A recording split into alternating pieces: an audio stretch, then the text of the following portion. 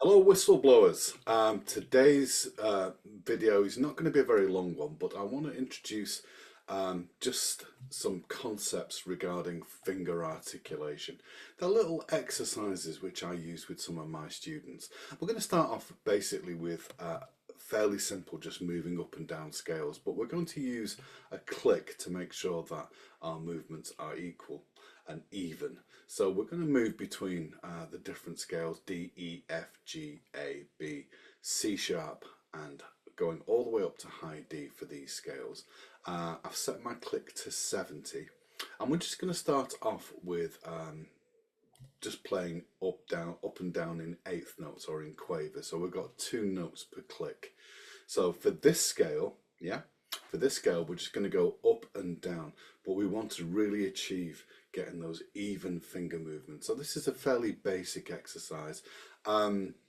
So if you're struggling to do it all in one breath, then we can break it into 2 halves. So I'm just going to do it without the click first, and then I'll show you with the click. And again, we can do 2 options. We can go up, take a breath, and then come down, or we can go up and down in the one breath. So here's the basic scale exercise which we're going to do. Oh, we're just going to move up the D major scale. Okay, so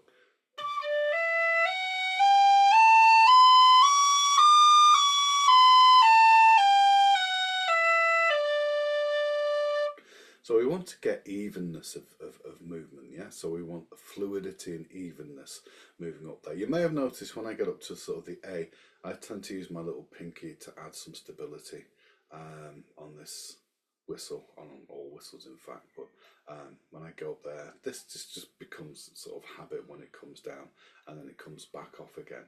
So we're going to do the same thing with D, E, F, G, A, B. We're going to go all the way up to the high D. So I finger my high D like a cross-fingered C natural. Now some whistles, you can put the whole. Both of these work, but depending on your whistle, it will work better on some whistles than others. So it's either this or this for the high D. So same as that's for the same as the middle D. But I think this works. Gives it a better kind of more fuller sound, if you like. Okay, so if you're struggling to get it all in one breath, then what you can do is go up, take a breath, come down.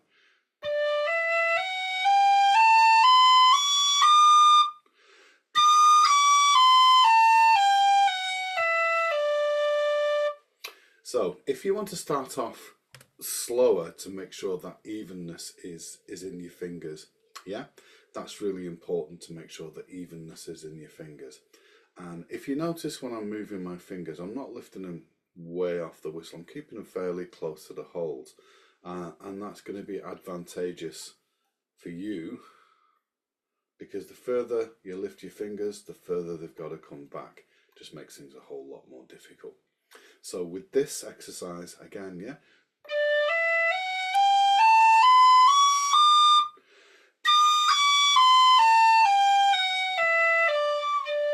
Now if we go E to E.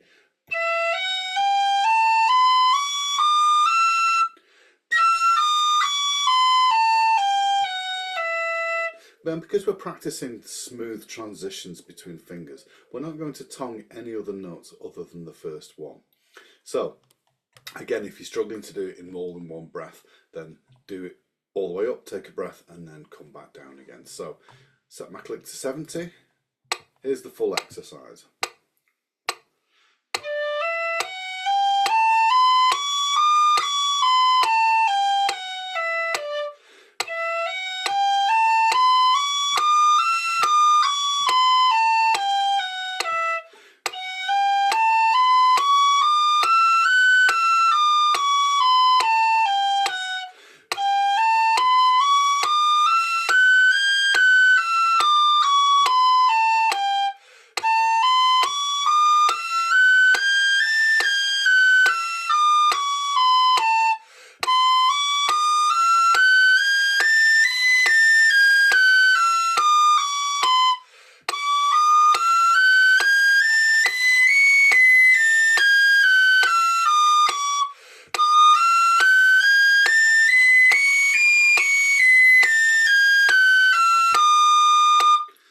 once we can do that, going all the way up to the top, we start at the very high D and then go down and come back up. So we're going to reverse the pattern. And again, if you need to do this in two halves, that's fine. So we can go.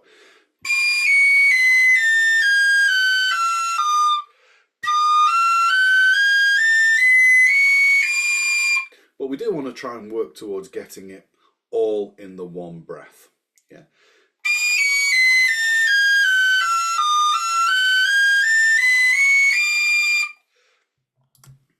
So here's my click at 70.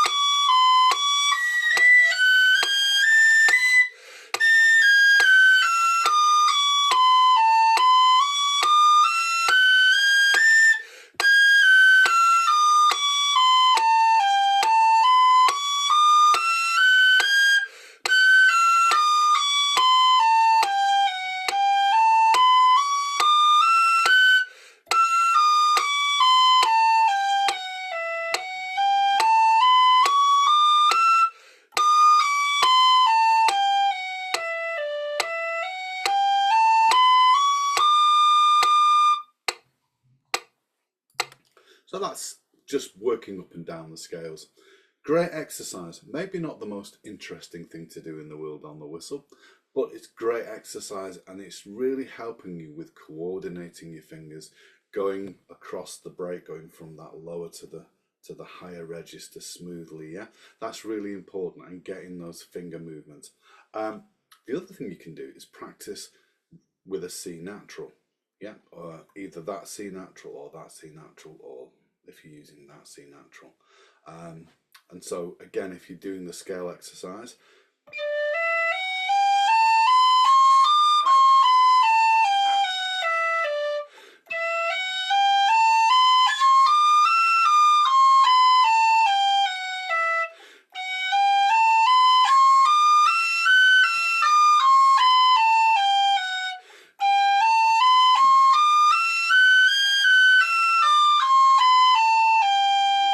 so what we're doing is we're getting the same scale, but we're using C natural rather than C sharp. So we're going to have slightly different variations of the scales. However, it's good practice to do that, yeah?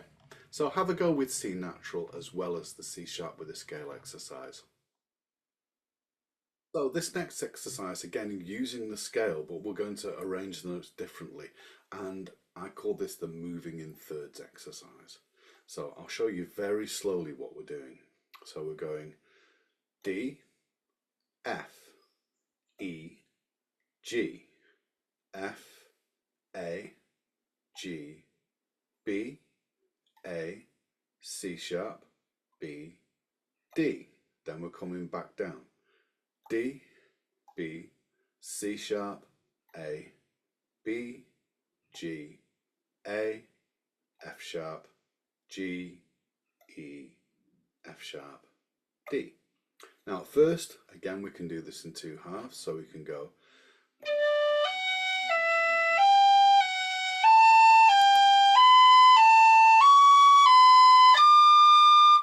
Then coming back down.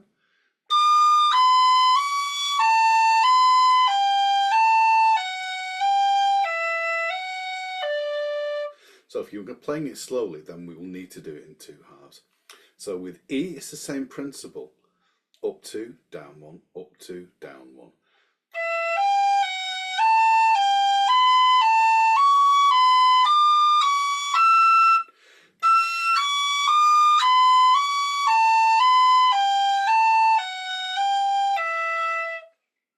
F.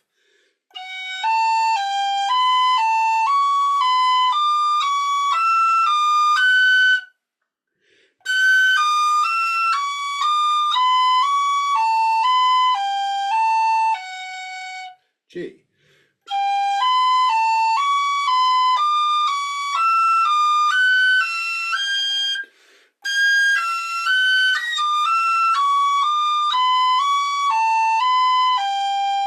A.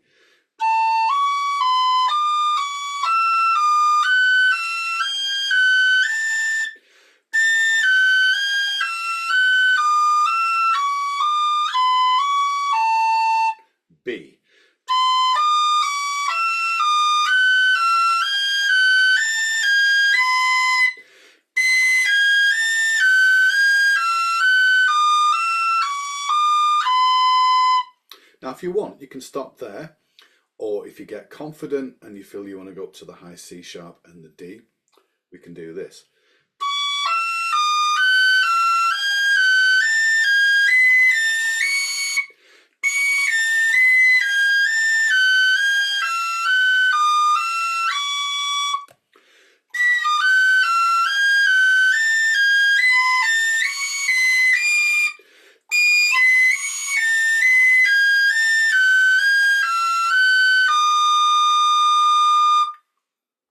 And like all good exercises, we reverse it. So then we start off high and come down low.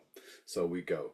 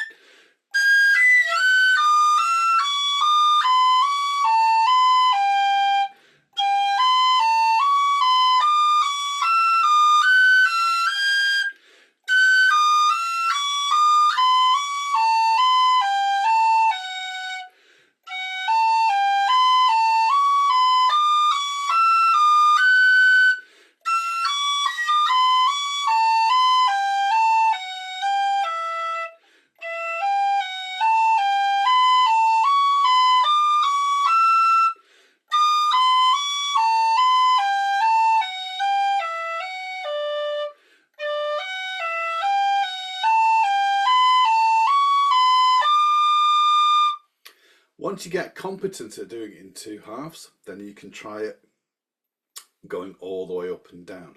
So all the way up and down.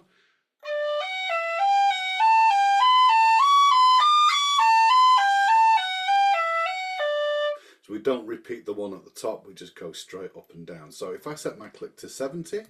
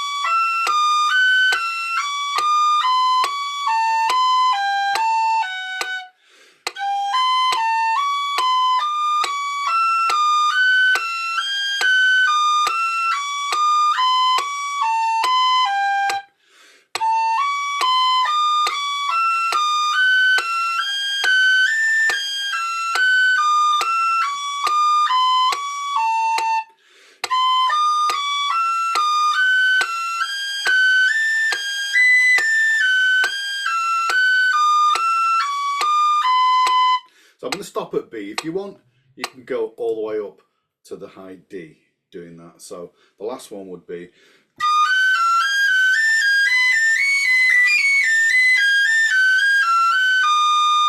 So going back down, again, we're reversing that pattern. So let's go from B.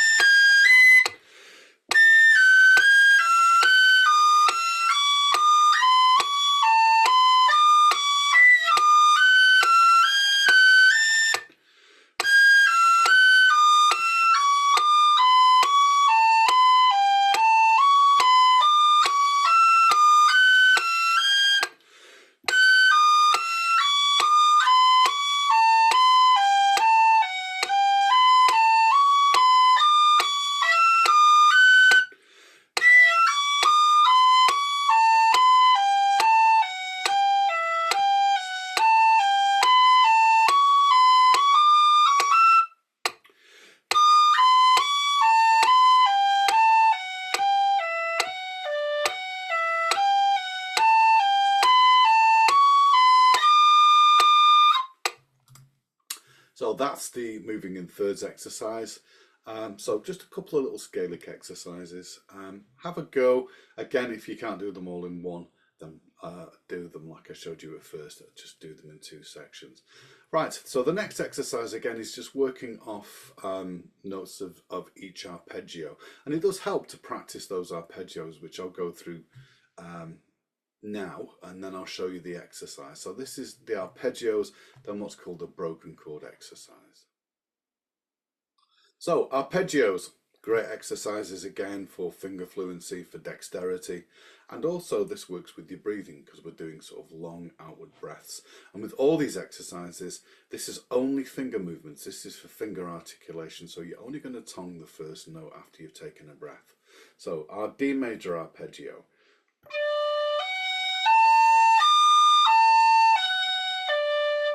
So root, third, fifth, octave, fifth, third, root. So I'm just going to play through them all. So D.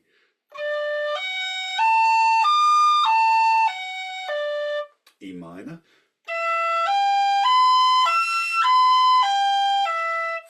F sharp minor. G major. A major. B minor. So C sharp.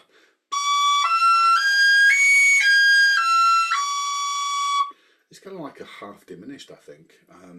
So we've got the C sharp, E, G, and then C sharp. And then lastly, the high D.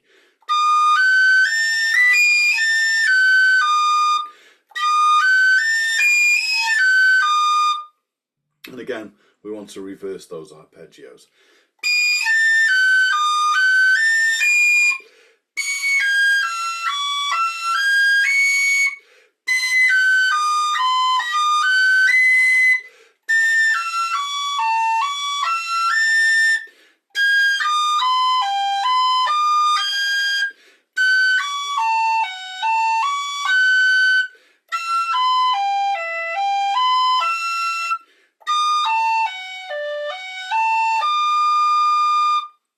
So if you're struggling at that speed, then again, like the others, we can do it in two halves. We can go up, take a breath. So the only difference is we're playing the top note twice.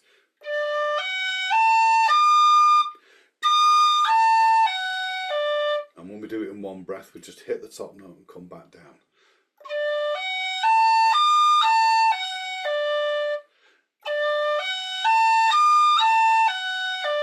So in two.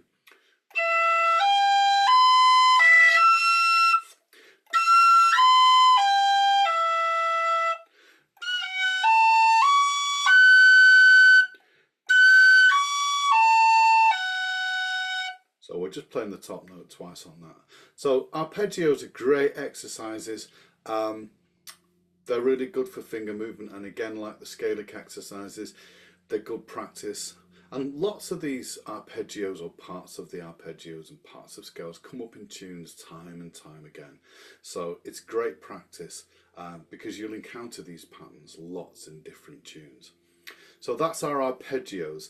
We're going to move on and have a look at what's called a broken chord scale.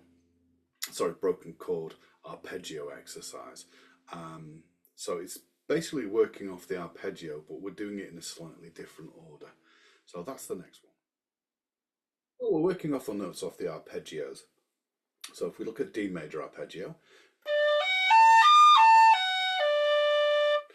the broken chord exercise goes D, F, A, then we go back to the F, A, D, then D, A, F, A, F, D.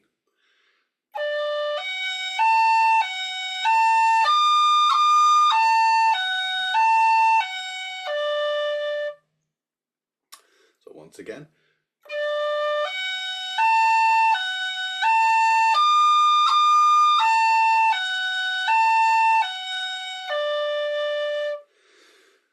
So there's two ways of doing this. First of all, just to do the broken chord exercise. So if we have a look on E.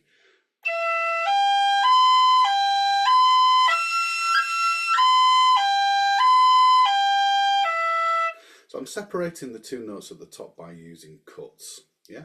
If you want, you can tongue them. You can go.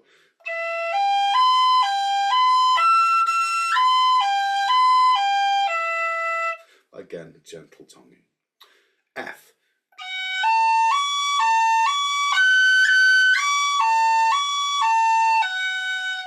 G.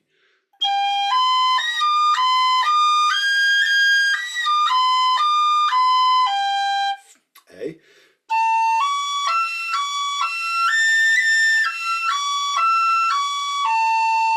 B.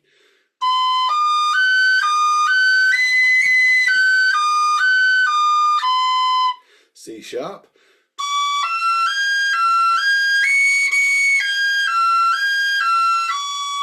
And high D.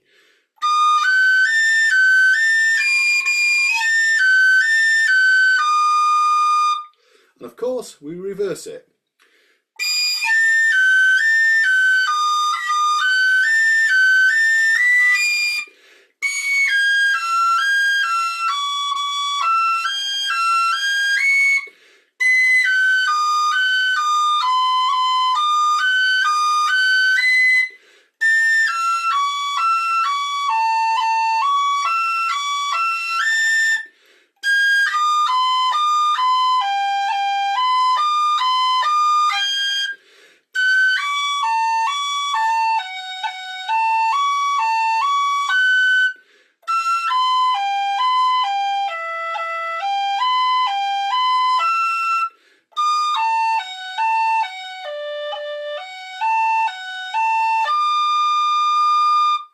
So that's our broken chord exercise based on the arpeggio. So the last one we're going to do is combine the broken chord with the arpeggio. So again, if you want to do this slowly, you're going to have to do this in two halves. So we do the broken chord exercise first.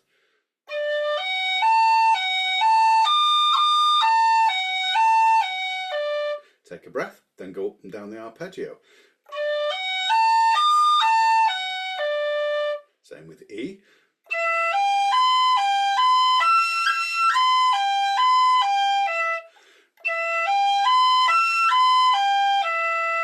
And all the way up and down. But ideally what we want to try and do is try and get this exercise all in the one long slur, one long breath. So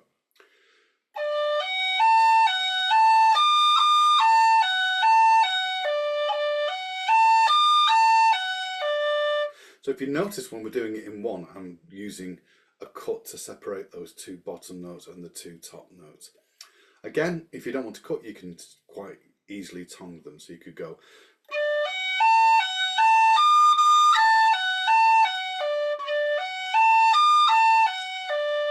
But I prefer to use the cuts. So we're not interrupting the breath with tonguing, but we're separating the notes by using cuts.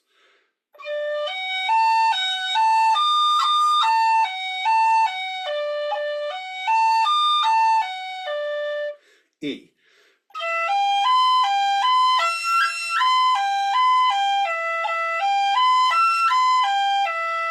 F.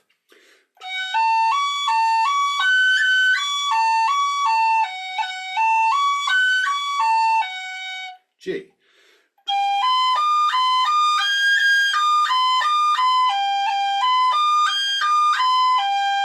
A.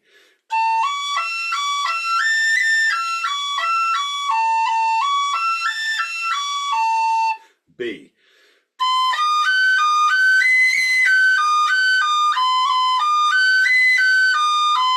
C sharp.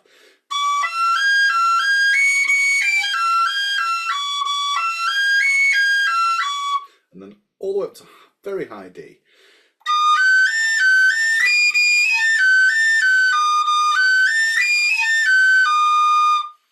And of course, we reverse the pattern as well.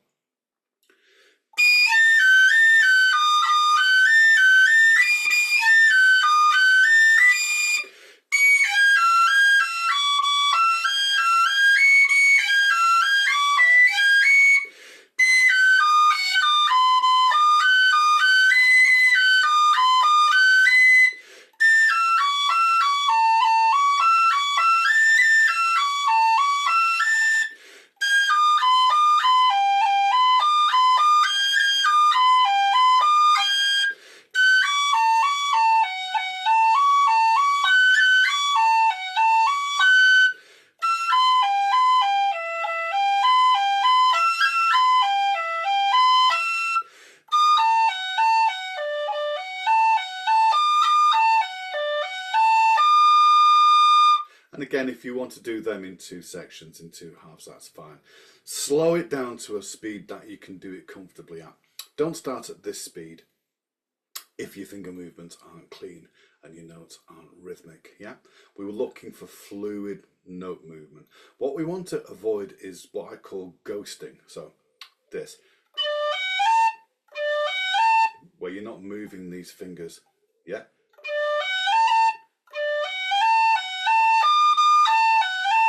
Yeah, so you've got that sort of slight blip in your playing. We want clean notes. And if you need to do this exercise in two halves, do it, and do it as slowly as you need to ensure clean finger movements.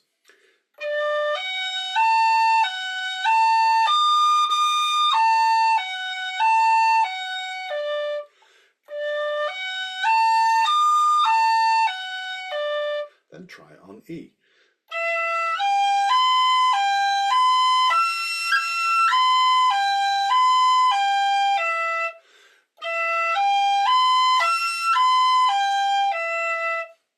And like the scale exercise and the thirds exercise, we can do this with a click. So 1, 2.